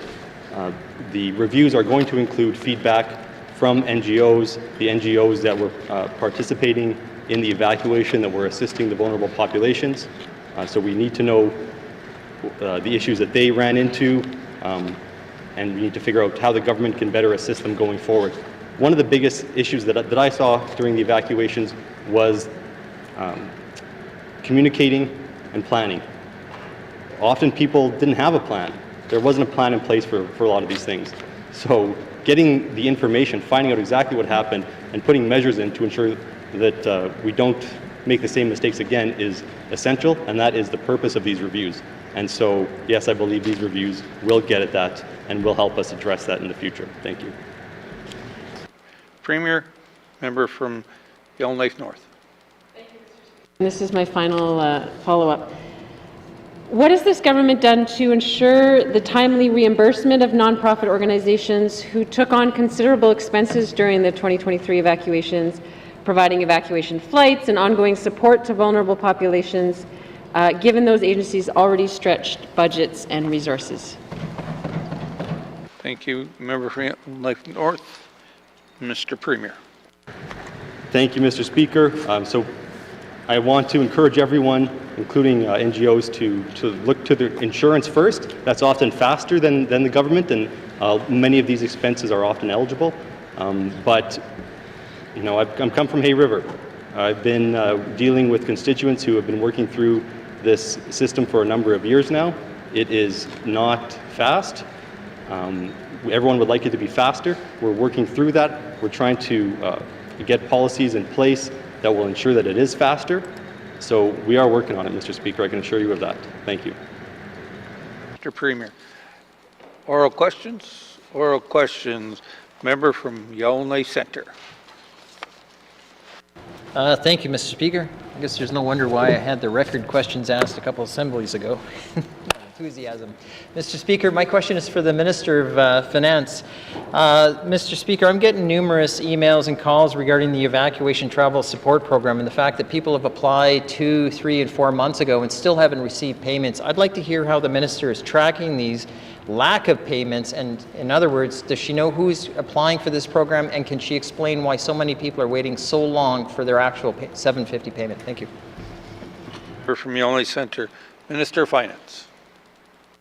Thank you, Mr. Speaker. I'm not sure which question to start with. I wasn't expecting them today. I am receiving quite a number of inquiries, and we are working through each one with respect to this program. This was a program that we started up quite at the last minute in the midst of the evacuations, and building on the last exchange that the Premier just spoke to, we were faced with an unprecedented situation, and we're doing our best to try to create a program to support individual residents in the midst of our own staff having been evacuated in most cases. So I am aware that there's quite a number of payments that have been missed. Sometimes we receive bank information that is incorrect. It gets inputted incorrectly. In other cases, I know payments have been sent out only to then be returned, whether that's returned by a bank or returned through check or through mail. A lot of the requests that come through my office, Mr. Speaker, as I said, a number of different reasons for the delay. So right now we are trying to work through each one. I do encourage people to continue to use the online information about making inquiries, or to certainly send their inquiry through their MLA. As I've said, I know that when they come to me, they do get it rectified in general. It shouldn't be taking this long. I hope it doesn't. But we also, very importantly, are looking to change the system and the process so that if people are faced with a similar situation this summer, they won't be facing similar delays. Thank you. Thank you, Minister of Finance. Member from Yellowknife Centre. Thank you, Mr. Speaker. Mr. Speaker, I wasn't quite clear, maybe no one else was, is how are they actually tracking these particular things? Because Yellowknife Centre can't be the only riding who gets these questions from constituents, and I'm seeing nods here. So, Mr. Speaker, does the minister track these things, and how do they monitor to make sure that they close the loop on these applications? Thank you. A member from YK Centre. I think there was 2 questions in there, so 2, but I will turn to Minister of Finance. Thank you, Mr. Speaker. Mr. Speaker, I suppose if I'm not clear, it's because the question is not clear what is being asked about the tracking. Every application that is sent to the department is logged, and every inquiry that is being sent in with respect to say that there's been an issue, that one they are also being monitored. And to the best of my knowledge, in terms of the tracking, most of those that have applied and have been processed are indeed paid and have been paid. So there's been some late payments. But I mean, as far as someone saying that they've made an application and haven't, again, I'm not sure what it is I'm being asked to track. We track all the applications, we're tracking the process when they're being approved, and then we are watching and monitoring when an inquiry comes in to see that it does get resolved. Thank you. Thank you, Minister of Finance. Member from Yellowknife Centre. Thank you, Mr. Speaker. And by the way, I apologize earlier. I just restated the question, so it might have sounded like 2. Mr. Speaker, my question, the minister says they track them, so then why do we have the department saying that they've issued payments when they haven't, if they're tracking them? Member from Yellowknife Centre, Minister of Finance. Thank you, Mr. Speaker. So again, Mr. Speaker, some people are finding that if they've sent incorrect banking information, or if the banking information has been sent or has been inputted incorrectly, as I've noted, so there may be a time where a payment doesn't get issued or that it's been delayed. So again, yes, in those instances, someone wouldn't receive a payment. There is a notification email and phone number that folks can make contact with to confirm whether or not they have had their payment issued or whether or not their payment has gone through. In those cases, those inquiries are then tracked. So at this point, I would like to hope that there's only a small number that are outstanding of individuals who made an application, who had their application accepted, and who still haven't seen a payment, and certainly would encourage them to use the resources available. The ones that have come to me do get resolved, and generally get resolved quite quickly. And again, the applications or the reasons for the errors or the reasons for the delays are noted. So in each case, I've seen a number of different varieties for those reasons. Some certainly reside with the department, others may have other explanations. But if people are still waiting, I'd encourage them to contact us. We are working through any errors that arise. Thank you. Minister of Finance. Member from Yellowknife Centre. Thank you, Mr. Speaker. My final question is, I see the program is closed for people to make their applications to apply for the program. Why did it close so early before, at least the very least, that is the end of the fiscal year? And I want to understand why they closed it and when did they publicly announce it so it's transparent to people. Thank you. Thank you. Member from YK Centre. Minister of Finance. Thank you, Mr. Speaker. Mr. Speaker, the details of this program, which I don't have standing in front of me right now in terms of the specific policy, but the details were communicated back in August when the program was announced. That included the timelines for making applications, the process for making applications, the initial evacuations when the programs that we had for those who were evacuated early in the year. We actually had staff attending at the facilities within the Northwest Territories to help people make their applications and to explain the process to them. And so all of those details were announced at that time. The intention was to make it so that this was somewhat time sensitive, but not so time sensitive as to make it prohibited for those who were under evacuation, is again tried to send out staff where they were available to help people through the process. That would certainly have been intended also this coming year.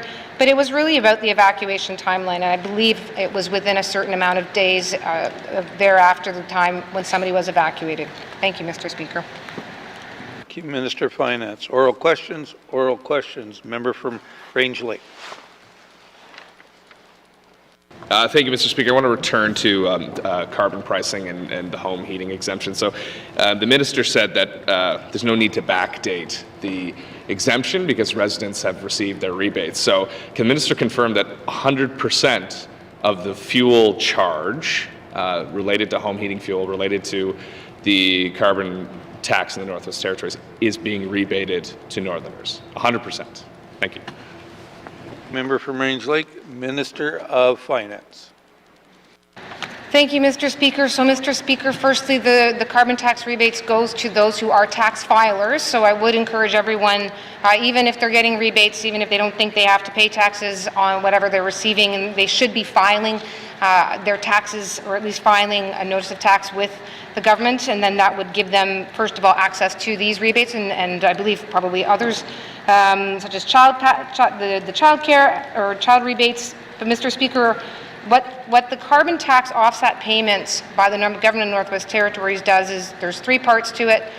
The first one looks at the cost of fuel, the cost of tax on fuel not associated to home heating. Then there's an indirect taxes that we've calculated based on what is estimated businesses would be charged and paying for carbon tax on their various forms of fuel usage, knowing that that might well be passed down to consumers. And then the third currently in place is for the tax on home heating fuel paid by an average household, and that's at this present time is still based on the use of heating oil. Thank you, Mr. Speaker. And that's member from Range Lake. I'm not sure I heard a clear answer, but I'll ask, what is that number? What is the amount of revenue, tax revenue that's being collected off home heating oil in the Northwest Territories? Thank you. Thank you from member from Range Lake, Minister of Finance. Sorry, Mr. Speaker, if it's the amount of home heating fuel, home heating oil revenue, I can certainly get that number for the member for the current year. That's the taxation. And just to be clear, so that I can get the correct information, it's the tax. The number I'm going to get is the tax being collected for home heating fuel in the Northwest Territories. We can certainly provide that in due course. Thank you. Finance, member from Range Lake. Thank you, Mr. Speaker. So I suppose if Northerners have already received their rebates, this isn't going to make as a difference. If our system's already taking care of home heating fuel carbon taxes, why are we exempting it? Thank you. Thank you, member from Range Lake, Minister of Finance. Thank you, Mr. Speaker. Mr. Speaker, it is arguably more convenient for residents to not have to pay the tax at the front end and to simply then to have that exempted from them rather than to have to get the rebate. That was certainly the source of much debate at the last time.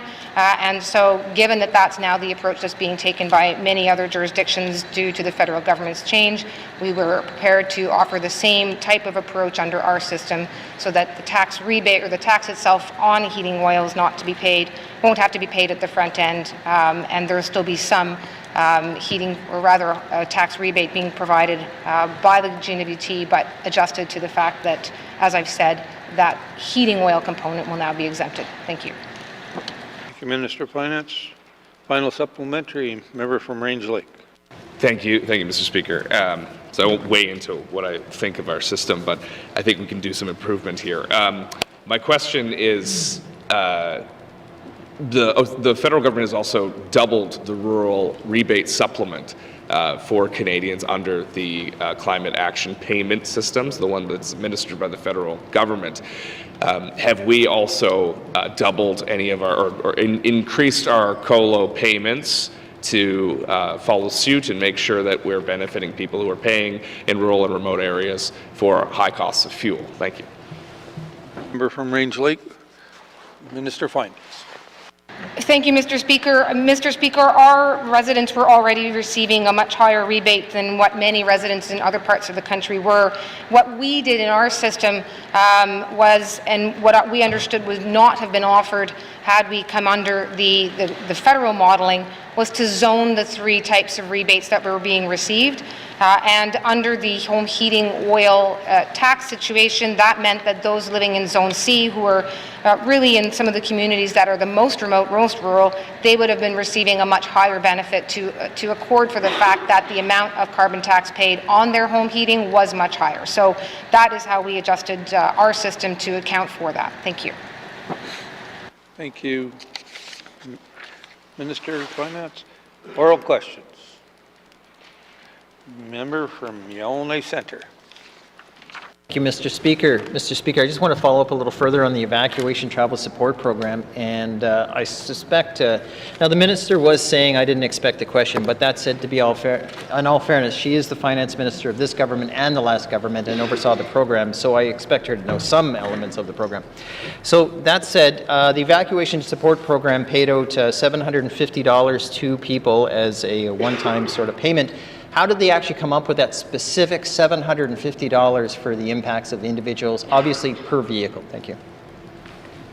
Okay, Senator, Minister of Finance. Thank you, Mr. Speaker. Mr. Speaker, when I say I wasn't expecting the question, I don't necessarily have the policy documents in front of me, and certainly wouldn't want to mislead anyone with respect to what was the specifics of the policy.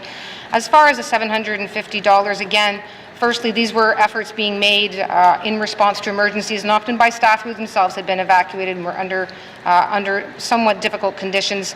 We were making an effort at the time, I believe, with respect to the evacuation payment to align with the income disruption payment that had been decided upon earlier in the season. Thank you. Minister of Finance. Member from YK Centre. Thank you, Mr. Speaker, but that actually didn't answer the question in any way. Like, how did they actually come up with a $750 mark? Thank you. Member of YK Centre. Minister of Finance. Thank you, Mr. Speaker. Mr. Speaker, with respect to the income disruption support payment, that was the first one that was provided, and that was really meant to be an opportunity really just to acknowledge the fact that individuals who had been evacuated at that time may be in situations where they didn't have anything to provide some of their day-to-day costs, and to sort of mitigate some of those day-to-day costs. $750 was, we were looking at, we certainly did do a jurisdictional scan of what was being offered elsewhere. It was very clear at that time that very few jurisdictions, indeed I think perhaps at that time initially only one, were providing any kind of direct payments to residents. As the summer wore on and other jurisdictions faced similar programs and similar challenges of evacuations, there was at least one jurisdiction, if I'm not mistaken, that did ultimately provide a payment, and we tried to ensure that ours was not too far off of what was being offered, noting that of course there were some differences in how they were being allotted and who was eligible, and at that time the evacuation travel support payment was introduced to try to further offset some of the costs that were being incurred for individuals, knowing that accommodations and some fuel and food were available for those who were registering through the other evacuation programs that were available. Thank you. Member from YK Centre. Thank you, Mr. Speaker. Mr. Speaker, let's use some easy numbers. The SIR payment was about $2,000 a month. That's about $500 a week. So the fire was about 3 weeks. And so if we use their $750 mark, that's $250 a week. There's quite a bit of a disparity. There's a standard, a considerable one. But SIR was during COVID and people stayed home, so they didn't have to worry about driving out. That said, how can we justify and explain that $750 was an impact payment worthy of the expense that many people paid, considering the government ordered people out of the Northwest Territories. It wasn't like an encouragement saying, hey, you got nothing to do, go to Edmonton and Calgary. So how do we justify that? Thank you. Member from Yellowknife Centre. Minister of Finance. Thank you, Mr. Speaker. Mr. Speaker, people were asked to evacuate in the face of wildfires that were threatening communities. So as far as being ordered to leave, it was not done lightly. It was done in the interests of safety to protect residents, but also to protect first responders, to protect firefighters, to protect infrastructure. So just to draw a distinct line, this is not the same as the situation under CERB. We are also not the federal government and don't have the deep pockets of the federal government, and we're doing our best to try to make our programs such that they could be affordable for the N.W.T, that if possible we could still see reimbursement by the federal government. In the case of both of the support payments, it is unlikely that they're going to be supported back by the federal government's disaster assistance programs. And with respect, so I gather that this is now with respect to the travel subsidy, Mr. Speaker. So the travel subsidy was meant to be for those folks who didn't have access to the flight evacuation option, or who didn't have access to, again, there was accommodations being offered, food being offered, and some fuel costs being offered. So it was really just meant to be if there was some additional costs being incurred that we weren't aware of or hadn't accounted for, that's what that was supposed to be. Thank you. Minister of Finance, final supplementary, member from Yellowknife Centre. Thank you, Mr. Speaker. Mr. Speaker, would the minister be willing to either give a ministerial statement or table some documents that demonstrate how many people have actually applied and received this program, be it the numbers of people applied and the amount paid out? Thank you. From Yellowknife Centre, Minister of Finance. Mr. Speaker, certainly I can provide those numbers. Thank you. Oral questions. Oral questions. Oh, member from Wolfie. Thank you, Mr. Speaker. Mr. Speaker, this is for ECE Minister. Mr. Speaker, residents tell me especially in the small communities, I went to YELLOWKNIFE about 2 weeks ago. So it's not just them, but there are elders that have been saying this too, that residents, the home heating subsidy is not enough support for many of them in the small communities. So I just want to ask the minister, can the minister commit to reevaluate the monthly home heating subsidy for elders to assess whether the subsidies is meeting their needs? ECE. Thank you very much, Mr. Speaker, and thank you very much to the member for the question. There was an increase to the seniors' home heating subsidy that was recently done, and that was able to ensure that seniors receive up to 80% of the estimated 2023 fuel costs associated with heating a home in the Northwest Territories. And so there was an increase that was recently done, and the intent of the policy is to cover up to 80% of the fuel costs on average of Northwest Territories seniors. Thank you, Mr. Speaker. Member from Wolfie. Thank you, Mr. Speaker, for that question, for the answer. Okay, well then, I've been hearing from a lot of residents out there, especially the elders. If there was an increase, I don't think there are, I don't know when. Can the minister tell us when this is going to take effect? When's this change is going to take place? Like, is it the next fiscal year, or did it already happen? Because the residents in small communities are saying the fuel subsidies that they are receiving right now is not enough. It's not enough. It's not going long ways. Some of them said the fuel that we get right now today, it will last me a week. Minister of ECE. Thank you very much, Mr. Speaker. The fuel subsidy increase that I was referencing has already been implemented. However, the increase to the income assistance payments and the changes to the income assistance payments that the member for Great Slave was asking about earlier are forthcoming and will also help with this. And those changes are expected to come this coming summer. And so residents will see, who are on income assistance as well, will see increases to their bank accounts as well. And that will help as well with monthly costs as well. Thank you, Mr. Speaker. Minister of ECE. Member from Ofri. Thank you, Mr. Speaker. Mr. Speaker, will the minister adjust the income threshold for seniors fuel subsidy program based on higher costs of living for elders in small and remote communities? Minister of ECE. Thank you very much, Mr. Speaker. Mr. Speaker, how the thresholds are currently set up, they're divided into 3 separate zones, and these zones take into account the size of the communities and where the communities are located within the Northwest Territories. So for example, Zone 1, which is where Beachco is located, has an income threshold of $56,000 versus a community like N.W.T, which is Zone 2, which has a threshold of $64,000. And Zone 3, which, for example, has communities like Equity, has a threshold of $73,000. But I really welcome the conversations with the member and learning more about how these subsidies and also access to income support are impacting her residents in her communities. So thank you, Mr. Speaker. Thank you, Member for or Minister of ECE. Final supplementary, Minister Murphy. I don't have any more questions, but but I will sit and meet with the minister on the fuel subsidy program for elders. Oral questions.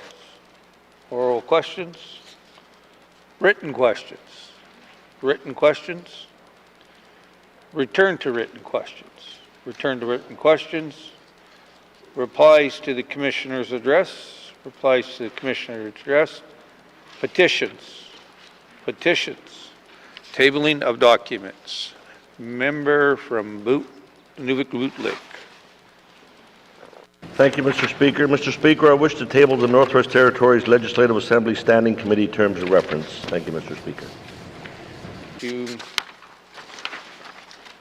Member from Boot Lake. Tabling of documents. Tabling of documents. Yellowknife North. Member from Yellowknife North. Thank you, Mr. Speaker. I wish to table an open letter dated September 2023 from the Yellowknife Women's Society Board of Directors following the Yellowknife evacuation experience. Thank you, Mr. Speaker. Thank you. Tabling of documents. Table of documents. Colleagues, I wish to table the following 6 documents. The report of the Integrity Commissioner on the investigation into a complaint made by Nancy Vale that then MLA Katrina Knockleby breached the Members' Code of Conduct. The report of the Integrity Commissioner of the investigation to a complaint made by Arnold Manuel alleging that then MLA and Minister Policina breached the Members' Code of Conduct. Pursuant to Section 265 of the Election and Plebiscite Act, the election N.W.T. Territorial General Election 2023 official results. Pursuant to Section 23 of the Official Language Act, the Northwest Territories Language Commissioner's Annual Report 2022-2023, and pursuant to Section 43 of the Ombudsman Act, the Northwest Territories Ombudsman Special Report on recommendations for amendments to the Ombudsman Act.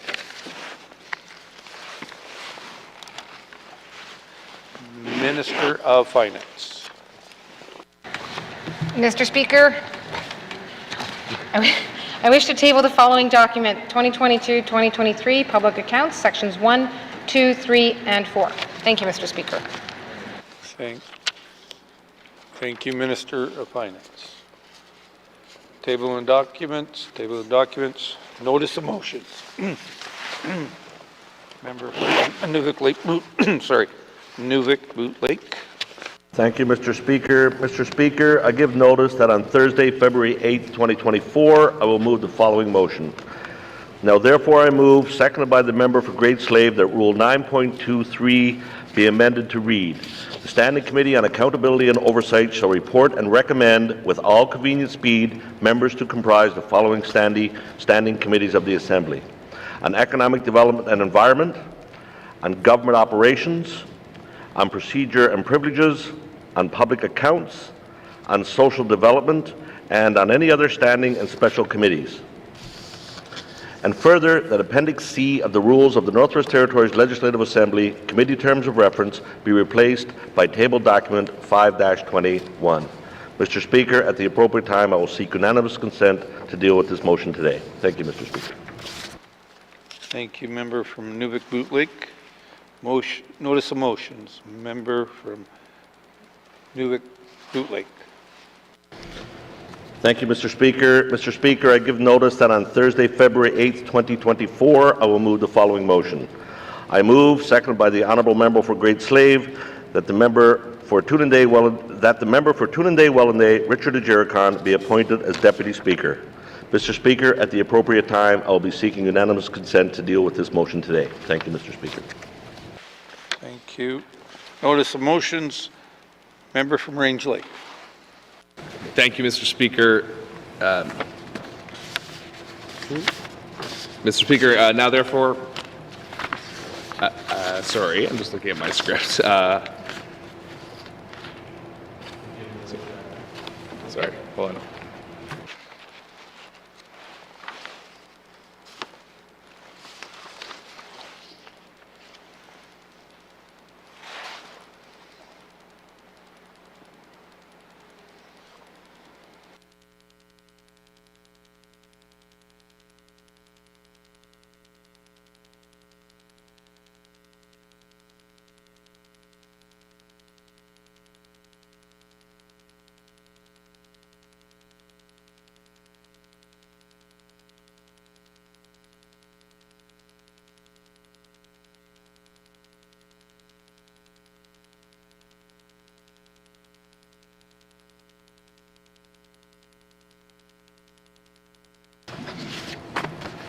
Thank you, Mr. Speaker, and thank you to our the clerk of the table.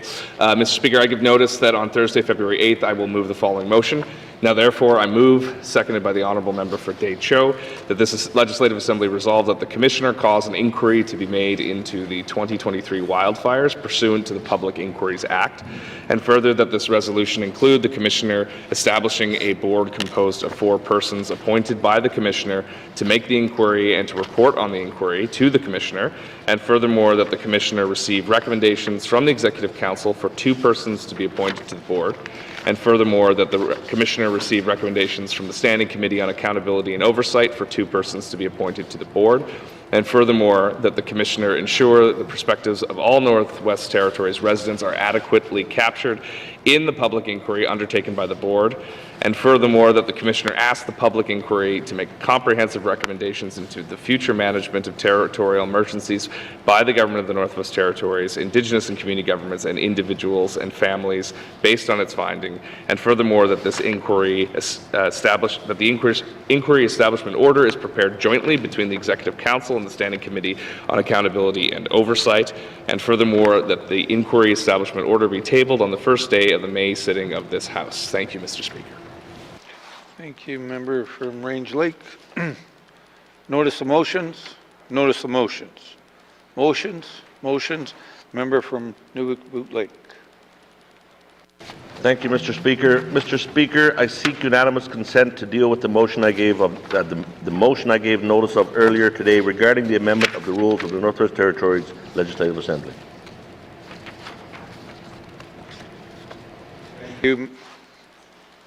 Thank you, Member. The member is seeking unanimous consent to consider the motion for which notice was given earlier today. Are there any nays? Seeing any nays, you may proceed. Thank you, Mr. Speaker. Whereas standing committees are established by each assembly and continue in existence until otherwise ordered by Rule 9.21. And whereas the standing committees of the Northwest Territories Legislative Assembly are named in Rule 9.23 with their terms of reference established in Appendix C of the Rules of the Northwest Territories Legislative Assembly. Now, therefore, I move, seconded by the Minister for Great Slave, that the member for Great Slave, that the text of the Rule 9.23 be deleted and the following text added in its place. The Standing Committee on Accountability and Oversight shall report and recommend, with all convenient speed, members to comprise the following standing committees of the Assembly. A, on Economic Development and Environment, B, on Government Operations, C, on Procedure and Privileges, D, on Public Accounts, E, on Social Development, and F, on any other standing and special committees as directed by the Assembly. And further, that the text of Appendix C of the Rules of the Northwest Territories Legislative Assembly, Committee Terms of Reference, be replaced by the text in Table Document 5-21. Thank you, Mr. Speaker. Thank you, Member. The motion is in order. To the motion. Question has been called. All in favor? Any opposed? Motion is passed. Motions? Member from Nunavut-Moot Lake. Thank you, Mr. Speaker. Mr. Speaker, I seek unanimous consent to deal with the motion I gave notice of earlier today regarding appointment of Deputy Speaker. Thank you, member. The member is seeking unanimous consent to consider the motion for which notice was given earlier today. Are there any nays? Seeing no nays, the motion is, seeing no nays, the member may proceed with your motion. Thank you, Mr. Speaker. Appointment of the Deputy Speaker. Whereas Section 46(1) of the Legislative Assembly and Executive Council Act requires that there shall be an elected Deputy Speaker. And whereas the Legislative Assembly wishes to appoint a Deputy Speaker. Now therefore I move, seconded by the member for Great Slave, that the member from Tulenday-Wellanday, Richard Ajericon, be appointed as Deputy Speaker. Thank you, Mr. Speaker. Thank you. Sorry. The motion is in order to the motion. The question has been called. All in favor? Opposed? Motion is carried.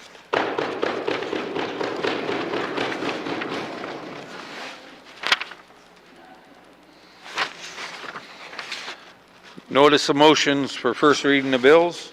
Notice of motions first reading of bills. First reading of bills. First reading of bills. Second reading of bills. Second reading of bills. Consideration in committee of the whole of bills and other matters. Consideration in committee of the whole of bills and other matters. Report of committees of the whole. Report of the committee of the whole. Third reading of bills. Third reading of bills. Order of the clerk. Mr. Clerk. Thank you, Mr. Speaker. Orders of the day for, Wednesday, February 7th, 2024, 1:30 p.m. Prayer. Minister statements, member statements, return to oral questions, recognition of visitors in the gallery, acknowledgements, oral questions, written questions, returns to written questions, replies to the Commissioner's address, petitions, reports of committees on the review of bills, reports of standing and special committees, tabling of documents, notices of motion, motions, notices of motion for first reading of bills, first reading of bills, second reading of bills, consideration in committee of the whole of bills and other matters, report of committee of the whole, third reading of bills, orders of the day. Thank you, Mr. Speaker. Thank you, Mr. Clerk. This House stands adjourned until Wednesday, February 7th, 2024 at 1:30 p.m.